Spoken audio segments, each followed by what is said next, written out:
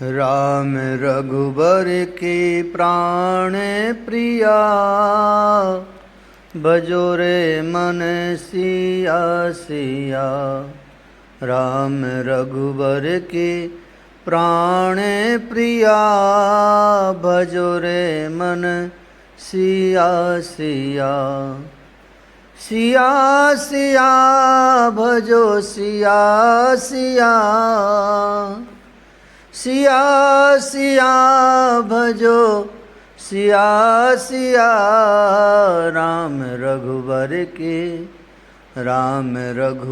के प्राण प्रिया, भजो रे मन सिया सिया। राम रघुबर के प्राण प्रिया, भजो रे मन सिया सिया। वैदेही की आत्मकथा। मैं वैदेही संपूर्ण जनकपुर एक नगर के समान नहीं, एक सुंदरी नारी के समान सर्वाभरण भूषिता, आपाद मस्तक अलंकृता स्वागत में प्रस्तुत थी। बारात जनकपुर आई। मुझे मेरी सखियों ने ये सूचना दी थी। 7 दिन लगे अवध से जनकपुर आने में बारात को। बहुत अच्छे हैं चक्रवर्ती सम्राट, दूत बता रहा था मेरे पिताजी को। बहुत उदार शिरोमणि हैं महाराज, यथा राजा तथा प्रजा। अब राजा ऐसे हैं तो प्रजा में भी तो वो उदारता आएगी ही ना। वह दूत बता रहा था पिताजी को। मुझे महाराज अवधेश ने अपने गले का हार क्या दिया।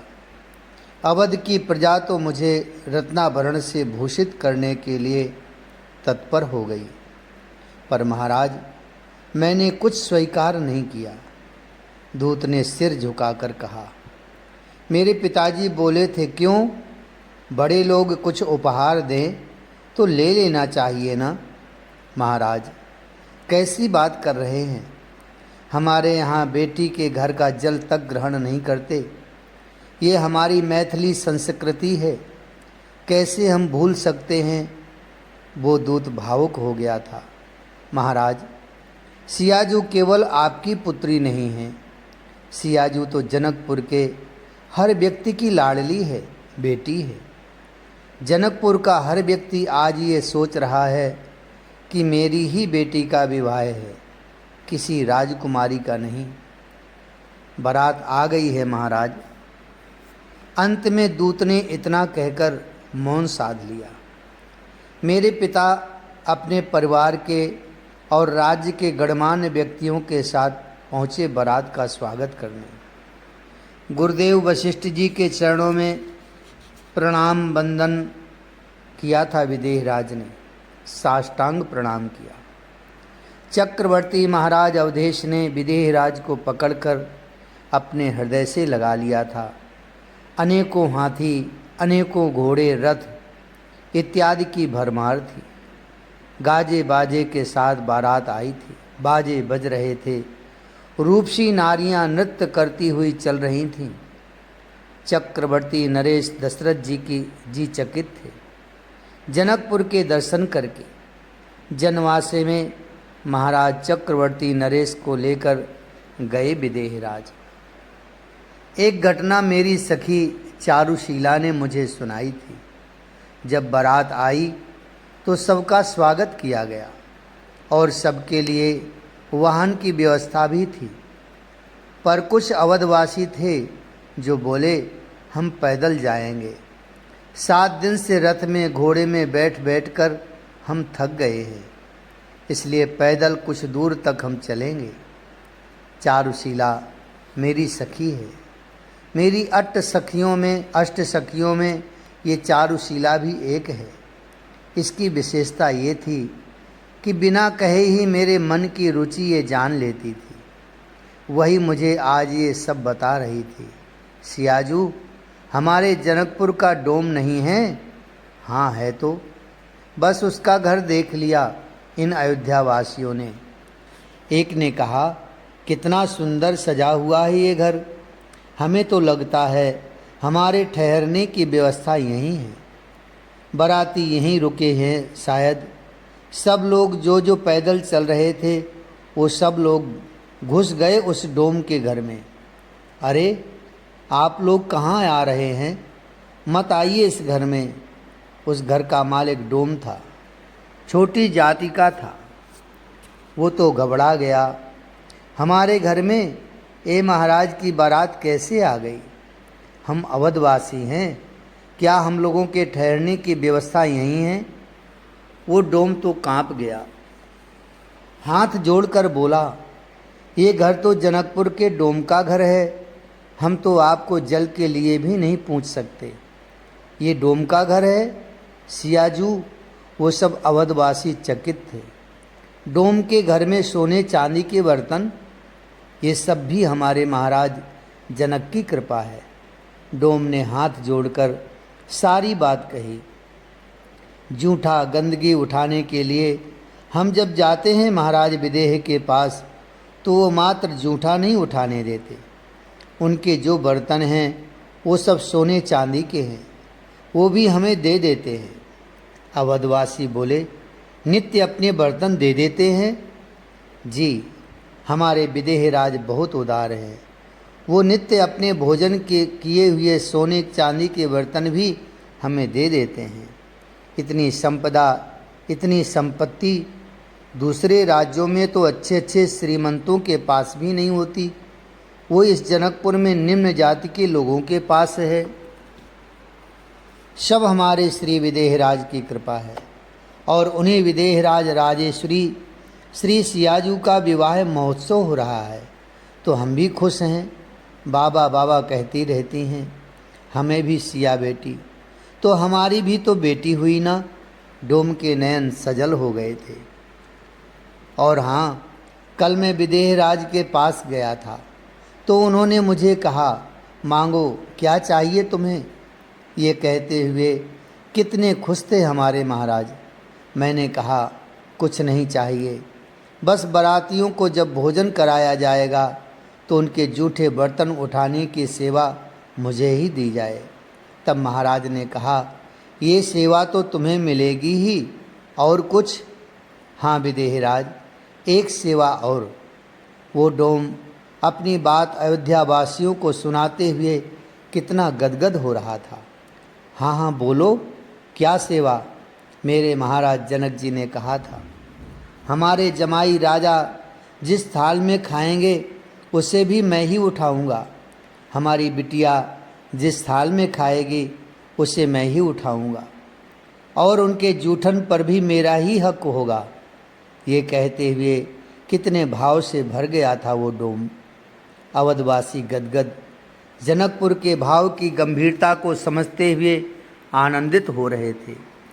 महल ही नहीं सजा था, पूरा जनकपुर सजा था। विवाह का घर केवल मेरा महल ही नहीं लग रहा था, जनकपुर का हर घर इस तरह से सजा था कि जैसे किसी को लगे विवाह तो इसी घर में हो रहा है। मेरे जनकपुर के लोगों ने अपना हृदय पलक पावड़े अपना सर्वस्व स्वागत में प्रस्तुत कर दिया था। हल्दी दही केसर की वर्षा ने महाराज अवधेश समेत समस्त अवधवासियों को केसरिया कर दिया था। मैं ये सब सुनती रही थी। मेरी सखियाँ आती और मुझे एक एक बात बताती। महाराज दशरथ जी स्नान करने गए हैं। महाराज को कहिए कि ऋषि विश्वामित्र और उनके पुत्र राम और लक्ष्मण आए हैं। एक दूत ने आकर महाराज के पास सूचना पहुंचाई, भरत भैया, बड़े राम भैया और लखन भैया दोनों आ रहे हैं। भरत को ये बात खुशी खुशी बताई थी शत्रुघ्न ने।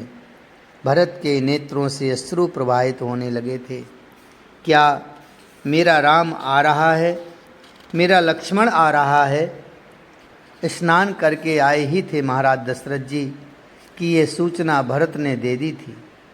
उन्हीं वस्त्रों में बाहर आ गए महाराज दशरथ। सामने से आ रहे हैं गुरु विश्वामित्र, साथ में है राजीव नयन श्री राम और लक्ष्मण। गज की तरह मत्त चाल है इन दोनों भाइयों की। साष्टांग लेट गए धरती में ही अवधेश। हे ऋषि विश्वामित्र, आज मैं धन्य हो गया हूँ। मेरी प्रजा आज जो आनंदित है, हमारे रघुकुल में जो खुशियाँ छाई हैं, ये सब आपकी कृपा के कारण ही है। ये कहते हुए भाव में डूब गए थे दशरथ जी। ऐसा कहना रघुकुल की महानता का परिचायक ही है।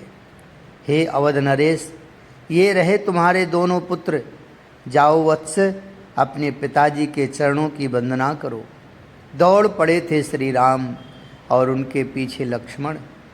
चरणों से उठाया अवधदेश ने अपने ज्येष्ठ पुत्र श्री राम एवं लक्ष्मण को और हृदय से लगा लिया। भरत जी ने श्री राम के चरणों को अपने आंसुओं से धो दिया।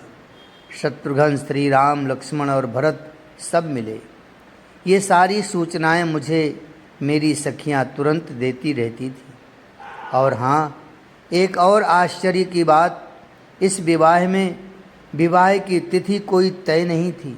बारात आ गई, पर कब विवाह होगा ये पता नहीं है ना। आश्चर्य की बात। पर मेरे जनकपुरवासी अब एक विचित्र सी प्रार्थना करने लगे थे भगवान से। हे भगवान, ऐसी कृपा करो कि विवाह की तिथि जल्दी ना आए, क्योंकि जल्दी विवाह होगा तो विदाई भी जल्दी होगी ना। मेरी मिथिला, कितना प्रेम, कितना भाव उमड़ता था मेरे प्रति मेरे जनकपुरवासियों का। ओह, मेरी सखी चंद्रकला सुबह ही सुबह आ गई थी और मुझे उसने ये सूचना दी कि विवाह की तिथि तय हो गई है। उसने स्वयं सुना था। जब मिथिलेश और अवधेश दोनों की चर्चाएं हो रही थीं, मार्गशीर्ष शुक्ल पंचमी, मैं ये सुनकर खुश तो हुई, पर दूसरे ही क्षण जब मैंने चंद्रकला के नेत्रों को देखा तो मुझे अच्छा नहीं लगा। उसकी आंखें बता रही थी कि वह रोई है, बहुत रोई है। अच्छा बता चंद्रकला, बात क्या हुई थी दोनों महाराजाओं में? चंद्रकला ने मुझे बताया। आप पूछते क्यों हैं महाराज? जब मेरे पिता जनक जी ने अवध नरेश दशरथ जी से ये कहा था कि आप जिस तिथि को कहें, हम उसी तिथि में विवाह करने के लिए तैयार हैं, तब चक्रवर्ती नरेश ने एक ही बात कही थी, आप पूछते क्यों हैं? आप दाता हैं महाराज जनक, हम तो झोली फैलाकर लेने आए हैं। आप जब देना चाहेंगे हम ले लेंगे। और हे मिथिलेश, आप धर्मज्ञ हैं, आप जो करेंगे हमें सब स्वीकार है। महाराज अवधेश ने नम्रता से ये बात कही थी। इस उत्तर से मेरे पिताजी गदगद हो गए थे। हे चक्रवर्ती महाराज, वैसे तो हम सब जनकपुरवासी ये चाहते ही नहीं हैं कि विवाह की तिथि शीघ्र तय हो। क्यों? ऐसा क्यों? महाराज दशरथ जी ने मेरे पिताजी से पूछा था। क्योंकि विवाह तिथि के तय होने का अर्थ ही यही है कि अब शीघ्र विदाई की बेला भी आने वाली है। पर हमारे कुलगुरु शतानंद जी विवाह की तिथि तय करके लाए हैं। उस समय हमारे कुलगुरु शतानंद जी खड़े हुए थे और गुरु वशिष्ठ जी के चरणों में प्रणाम करके बोले, विधाता ब्रह्मा द्वारा शोधित मुहूर्त है ये। मुझे ब्रह्मा ने ध्यान की अवस्था में ये आदेश दिया था और कहा था, इस मुहूर्त में ही श्री सीताराम का विवाह संपन्न हो। हमारे कुल गुरु ने वह मुहूर्त बताया, मार्गशीर्ष शुक्ल पंचमी तिथि। वशिष्ठ जी ने सुना और मुस्कुराते हुए बोले, बहुत सुंदर मुहूर्त है। हम सब इस मुहूर्त पर अपनी स्वीकृति देते हैं। सिर झुकाकर हमारे कुल गुरु ने वशिष्ठ जी के चरणों में प्रणाम किया। मेरे पिता जनक जी ने सबको प्रणाम निवेदित किया। जी जी। तभी उर्मिला दौड़ी दौड़ी आई मेरे पास। क्या बात है उर्मिला? काका कुशध्वज आ गए हैं। उर्मिला के मुख से ये सुनते ही मैं उछल पड़ी थी। फिर तो मांडवी और श्रुत कीर्ति भी आई होंगी। जी, दोनों बाहों को फैलाए एक ही स्वर में खुशी से चिल्लाते हुए दोनों दौड़ी आ रही थीं, मांडवी और श्रुत कीर्ति। मैंने दोनों को अपने हृदय से लगा लिया था। मेरे काका की बिटियां हैं ये, मेरी बहनें, और उर्मिला तो मेरी मानी हुई बहन है। छोटे में ही इसे गोद लिया था मेरी माँ सुनैना ने। हम दोनों साथ ही बड़े हुए थे। वैसे मुझसे कुछ महीने ही छोटी है उर्मिला, मुझे बहुत प्यारी लगती है। हाँ, चित्र बहुत सुंदर उकेरती है ये उर्मिला, पर मेरी ये काका की बेटियाँ ये भी बहुत अच्छी हैं। जब जब आती हैं मानो उत्सव ही मन जाता। आपका विवाह होने जा रहा है जीजी, काका की दोनों बेटियों ने पूछा था। लाज लग गई थी, कुछ नहीं बोली मैं। उस समय मेरी सखी चंद्रकला जाने लगी, तब मैंने उसे रोका। आगे क्या हुआ चंद्रकले, ये तो बताओ। हंसते हुए मांडवी और श्रुत कीर्ति ने चंद्रकला को भी अपने हृदय से लगा लिया था। नहीं, अभी नहीं, मैं बाद में आती हूँ, ये कहकर जाने लगी चंद्रकला। अरे सुना ना, ये सब अपनी ही बहनें तो हैं। मैंने चंद्रकला को समझाया। फिर आगे की बात बताने लगी थी चंद्रकला। हे मिथिलेश, आपकी एक और पुत्री है जिसे आपने पाल पोस कर बड़ा किया है। ये बात गुरु वशिष्ठ जी ने पूछा था। हाँ, मेरी और एक पुत्री है जिसे मैंने पाला है। मेरे भाई की ही पुत्री है उर्मिला। हाँ, हम चाहते हैं कि उर्मिला का विवाह चक्रवर्ती नरेश के छोटे पुत्र लक्ष्मण के साथ हो। ये बात जैसे ही सुनी महाराज मिथिलेश ने, उनके नेत्रों से आनंद के अश्रु बहने लगे थे। जीजी, जीजी देखो ना, ये फिर मुझे छेड़ने लगी हैं चंद्रकला। ये सच कह रही है उर्मिला, मैंने उर्मिला को कहा। वो तो शर्मा कर भाग गई। तू सच कह रही है ना चंद्रकला, मैंने पूछा। मैं क्यों झूठ बोलूँगी सियाजू, आगे की बात और बताऊं। ये कहते हुए मांडवी और श्रुत कीर्त की ओर देखा था चंद्रकला ने। क्यों बता। और हाँ चंद्रकला, तुम मांडवी और श्रुत कीर्त की ओर क्यों देख रही है, क्या इनका भी विवाह होने वाला है। मैंने जैसे ही पूछा तो चंद्रकला ने उत्तर दिया। जी जी सियाजू, रघुकुल के कुलगुरु इतने में ही नहीं रुके थे। उन्होंने बड़ी विनम्रता से आगे कहा था, महाराज आपके छोटे भाई हैं कुशध्वज। जी गुरुदेव, वो अभी आए ही हैं, मेरे पिता ने कहा। उनकी 2 पुत्री हैं और हम चाहते हैं कि भरत और शत्रुघ्न के लिए उनकी दोनों पुत्री का कन्यादान आप करें। चरण पकड़ लिए थे मेरे पिता ने गुरु वशिष्ठ जी के। हमको ये स्वीकार है, ये मेरे पिता ने कहा था। और देखा था अपने कुल गुरु शतानंद जी की ओर। महान ऋषि वशिष्ठ जी के चरण का मैं भी सेवक ही हूँ। इनकी हर आज्ञा मुझे तो सिरोधारी ही है। मंगल होगा राजन, सब मंगल होगा। हमारे कुल गुरु शतानंद जी ने मेरे पिता को कहा था। शर्मा रही थी मांडवी और श्रुत कीर्ति। मेरे नेत्रों से खुशी के आंसू झर ही रहे थे। हम सब बहनें एक साथ रहेंगी। अब मैं अकेली कहाँ, मैंने अपने हृदय से लगा लिया था उन दोनों को भी। उन दिनों मेरा जनकपुर झूम रहा था। मेरे जनकपुरवासी झूम रहे थे। चारों ओर आनंद ही आनंद छा गया था। उत्सव के शुरू हुए तो बहुत दिन हो गए। हंसी भी आती है कभी कभी। 1 महीने से भी ज़्यादा हो गए हैं पिनाक के टूटे हुए। अरे उत्सव तो तब से ही शुरू है जब से पिनाक टूटा है, पर विवाह की तिथि तय नहीं थी, अब हुई है। देवता लोग आने लगे थे रूप बदल बदल कर। मेरे जनकपुर धाम में देवियां आती थी रूप बदल कर, पर मेरे जनकपुर की नारियों के आगे वो स्वर्ग की देवियां भी शर्मा जाती थीं, क्योंकि सुंदरता मेरे जनकपुर में बिखरी हुई थी। मैं सुनती थी बड़े बड़े विद्वानों और प्राचीन ऋषियों के मुख से कि श्री राम ब्रह्म स्वरूप हैं, और मैं तब मुझे उत्तर मिलता, मैं ब्रह्म की आह्लादनी शक्ति।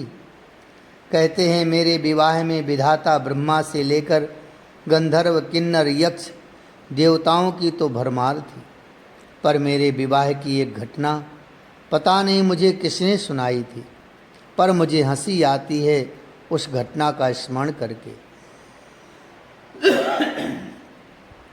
विधाता ब्रह्मा चकित हो गए थे।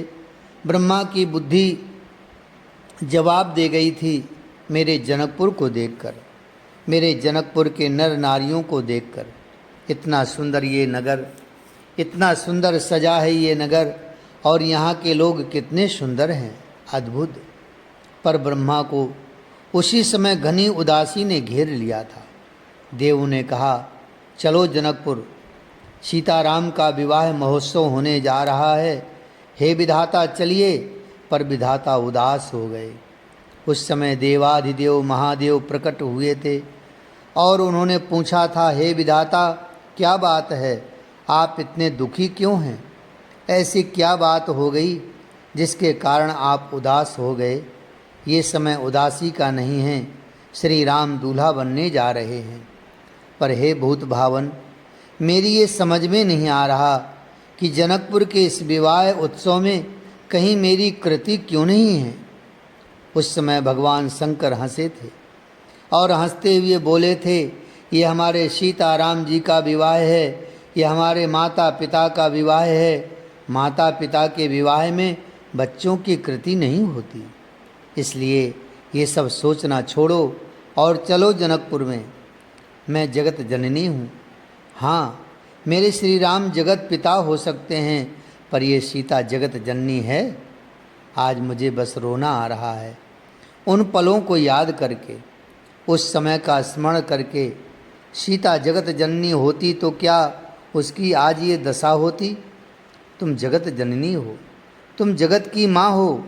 हे सीता पुत्री, ये सब अस्तित्व की लीला है। तुम्हारी महानता जगत को बताने के लिए अस्तित्व रूपी श्री राम ने ही ये लीला की है।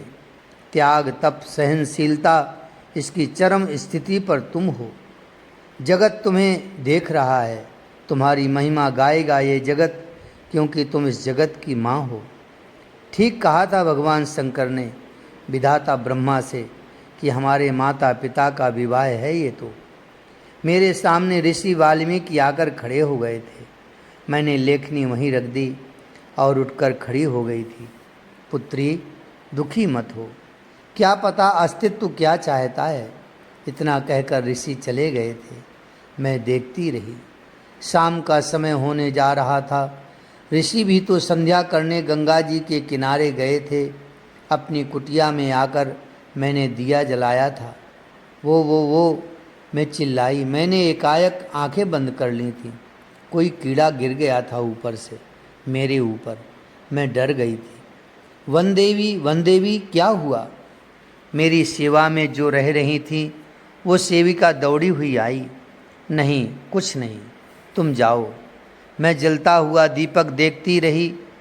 कितना सजा था ना उस समय मेरा जनकपुर, और मेरे श्री राम दूल्हा बनकर घोड़े में बैठकर आए थे। मैं जलता हुआ दिया अपलक देखे जा रही थी। सियाजू, जल्दी तैयार हो जाओ, आज हल्दी चढ़ाने की विधि है। मेरे विवाह की तैयारियां जोर शोर से चल रही थीं। मेरा जनकपुर ही आनंदित नहीं था, ये देवता लोग भी इस विवाह में सम्मिलित होने के लिए आतुर दिखाई दे रहे थे। प्रकृति झूम रही थी। शास्त्रों में जिस महीने को ब्रह्म रूप माना गया है वो महीना अगहन का ही तो है, मार्गशीर्ष का महीना। कई दिन हो गए हैं, विधि चल ही रही है हमारे विवाह की। कल ही तो कमला नदी का पूजन करने गए थे। वहाँ हमें बड़े प्रेम से मैंने कमला नदी का पूजन किया था। ये हमारे मिथिला की रीति है। नदी का वेग जैसे प्रवाहमान होता है, ऐसे ही पति पत्नी का प्रेम भी नवनूतन रहे, उचाट न होने पाए दाम्पत्य जीवन में। मैंने पूजन किया था। मेरी सारी सखियां और जनकपुर की नारियां सब थे। कोई मीठे स्वर से गीत गा रही थी तो कोई मीठी मीठी गारी भी दे रही थी। मैंने आंखें बंद करके कमला नदी का पूजन किया। ये लक्ष्मी ही तो हैं। हाँ, लक्ष्मी, भगवान नारायण की लक्ष्मी। हमारे जनकपुर में साक्षात लक्ष्मी ही नदी के रूप में बह रही हैं। मेरा जनकपुर कोई साधारण तो है नहीं। हाँ, यहाँ की मिट्टी भी बहुत कोमल है। अब कमला नदी से मिट्टी लेनी है। हाँ, नदी की मिट्टी को भाई कुदाल से खोदकर अपनी बहन के पात्र में डाल देता है। वह मिट्टी लेकर बहन जाती है और उसी मिट्टी से यज्ञ की वेदी तैयार होती है। मेरा भाई लक्ष्मी निधि सहोदर नहीं है तो क्या हुआ, सहोदर से भी बढ़कर है ये मेरा भाई। सोने का कुदाल लेकर नदी के कूल की मिट्टी खोदकर मेरे पात्र में डाल दिया था मेरे भाई लक्ष्मी निधि ने। आज सोचती हूँ मैं, विवाह की विधि भी कितनी बातें समझा जाती है ना। मिट्टी से तैयार होती है यज्ञ वेदी, जिसके फेरे लेने पर ही विवाह पूर्ण माना जाता है। मिट्टी, अच्छा, मिट्टी में ये 3 गुण होते ही हैं, उर्वरता, सहनशीलता और सरसता। ये 3 गुण वैवाहिक जीवन में ना हों तो क्या आप उस वैवाहिक जीवन को सफल कहेंगे? क्या इन 3 गुणों के बिना वैवाहिक जीवन सफल हो सकता है? उर्वरता, मिट्टी में नए जीवन को जन्म देने की शक्ति होती है। सहनशीलता, मिट्टी में सहनशीलता होती है। कितना खोदते गोड़ते मीड़ते पर मिट्टी की सहनशीलता है। मेरा भाई है मिट्टी। हाँ, भूमि की मैं भी तो बेटी हूँ ना, और ये मिट्टी भी सरसता, रस है मिट्टी में। रस का स्रोत पृथ्वी से ही है और मिट्टी पृथ्वी का ही अंग है। सीता जी अपनी आत्मकथा में लिखती हैं, गृहस्थ जीवन में भी ये 3 गुणों का होना आवश्यक है। उर्वरता यानी सृजन शक्ति, दूसरा सहनशीलता, क्या सहनशीलता के बिना गृहस्थ जीवन चल सकता है? और सरसता, याद रहे, रस जीवन से जिस दिन खत्म है उसी दिन गृहस्थ जीवन की इति है। मेरे हाथों में जब वह मिट्टी का पात्र आया था तब मेरी सखियां चिल्ला उठी थीं, नरम कलाई है मेरी सियाजू की, मुरक जाएगी, संभालो। कितना स्नेह, कितना प्रेम, कितना भाव। ओह, कैसे भूल सकती हूँ मैं अपने उस मायके को, अपने जनकपुर को। मेरा कोमल शरीर कैसे उस मिट्टी पात्र के भार को सहेगा, कहकर मेरी सखियों ने उठा लिया। मेरे साथ इस विधि में उर्मिला, मांडवी और श्रुत कीर्ति भी थीं। इनका भी विवाह अब होना तय हो गया था ना। उस दृश्य को देखने के लिए कमला नदी के तट पर भीड़ जुट गई थी, और भीड़ मात्र जनकपुर वासियों की ही नहीं, आकाश में देवता लोग अपनी अपनी देवियों के साथ विमान में खड़े हैं और फूल बरसा रहे हैं। सब जय जयकार कर रहे हैं। सब सखियां मेरे साथ गीत गाती हैं, नाचती गाती हैं और आंगन में पहुंच गई थी मेरे साथ। सियाजू, जल्दी तैयार हो जाओ, आज हल्दी लगाने की विधि है। हाँ हाँ, मैं उठी हड़बड़ाकर। वनदेवी, आप आज विलंब से उठी हैं, क्या बात है? आपका स्वास्थ्य तो ठीक है ना? ओह, ये सब सपना देखा था मैंने। मैं तो ऋषि वाल्मीकि के आश्रम में हूँ। गंगा में जाकर स्नान किया मैंने, पर स्नान के बाद वहीं बैठ गई। जनकपुर का विवाह है, मेरा विवाह है, मेरे प्राणनाथ श्री राम के साथ मेरा विवाह है। वो उमंग, वो उत्साह है, कितना सुंदर सजा था उन दिनों मेरा जनकपुर। शहनाई बज रही थी। सीता जी फिर खो जाती हैं अपने विवाह प्रसंग को याद करके। सियाजू, जल्दी तैयार हो जाओ, आज हल्दी लगाने की विधि है। थक जाती थी ना। कितने विधि हैं हमारे मिथिला में, पर एक आनंद है पिया के लिए, पिया से मिलने के लिए। अब जल्दी भी करो। और हाँ, आज जल्दी चढ़ाई जाएगी, हल्दी चढ़ाई जाएगी और उपटन भी लगाया जाएगा। बस शीघ्र तैयार हो जाइए सियाजू। मेरी सखियाँ आजकल मेरे पास कम ही रहती हैं, इनको तैयारी भी तो करनी है। मेरे पास तो आती हैं मुझे बताने के लिए कि अब इस विधि के लिए आपको चलना है, फिर मुझे तैयार भी कर देती हैं। मेरी सखियाँ, मेरे आंगन में गणेश और गौरी की स्थापना एक चौकी में की गई थी। हम चारों दुल्हन सज कर आ गईं। हम लोगों के लिए सुंदर आसन बिछाया गया था। हम उसी में जाकर बैठी थी। कलश पूजन इत्यादि, मौली बांधना, गौरी गणेश पूजन ब्राह्मणों के द्वारा स्वस्ति वाचन किया गया था। फिर इसके बाद एक एक करके मुझे हल्दी चढ़ाने लगे थे। हल्दी चढ़ाना, हल्दी को शुभ माना जाता है। हल्दी चढ़ाने की ये जो विवाह में विधि है, ये वास्तव में दूल्हा दुल्हन के हृदय में प्रेम बढ़ाने के लिए ही किया जाता है। बड़े लोग इस हल्दी के रूप में आशीर्वाद देते हैं अपनी लाडली को। जिस प्रकार हल्दी तन में पचकर तन का रंग निखार देती है, मंगल करती है, स्वास्थ्य के लिए भी उत्तम करती है, ऐसी ही ये हल्दी का प्रताप दूल्हा दुल्हन के जीवन में प्रेम, आयुष्य और मंगल का बीजारोपण करे। यही है इस विधि का अर्थ। कितनी अच्छी विधि है ना ये। शरीर के 5 जोड़ों पर हल्दी चढ़ाई जाती है, और मात्र हल्दी ही नहीं चढ़ाई जाती, उसके साथ दूर्वा और अक्षत भी चढ़ाया जाता है। पहले मेरे दोनों पांव पर चढ़ाया गया, फिर घुटने, जंघा, कंधे, भाल। ओह, वो दृश्य! मेरे पिता जनक महाराज उठे थे, उनके साथ मेरी ममतामयी माता सुनैना उठी थीं। शहनाई बज रही थी। तब मेरे पिता और माता ने मुझे हल्दी चढ़ाना शुरू किया था। बस उसी समय मेरे पिताजी एकाएक मुझे देखते ही हिलकियों से रो पड़े थे। मेरी माँ के आँखों से गंगा यमुना बह रही थी। मुझे जी भर देखना चाह रहे थे मेरे पिताजी, पर देख नहीं पा रहे थे। कितने दिनों से मुझे देखा नहीं है इन्होंने। कितना परिश्रम, कितनी भाग दौड़। भले ही हजारों सेवक हों, पर पिता का मन कहाँ मानता है। विवाह की व्यवस्था में दिन रात लगे हैं। देवता तक इनके सामने हाथ जोड़े खड़े रहते हैं। हमें सेवा बताओ विदेहराज, इस विवाह महोत्सव में कुछ सेवा करके हम भी धन्य हो जाएं।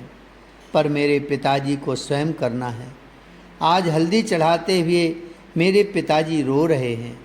मेरी माँ अपने आंसुओं को पोंछते हुए उन्हें शांत कर रही हैं। पर अब बेटी पर पिता का वो अधिकार नहीं रह जाएगा। इस बात को सोचकर ही मेरे पिताजी रो रहे हैं। अब मेरी बेटी पराई हो जाएगी। विचित्र स्थिति हो गई थी मेरे पिताजी की।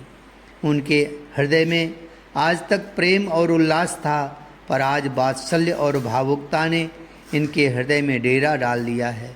ओह, मेरे पिता विदेह, ज्ञानियों में सर्वश्रेष्ठ, पर प्रेम कैसी वस्तु है ना। मेरे प्रति स्नेह, वात्सल्य ने आज मेरे पिता को रुला दिया था।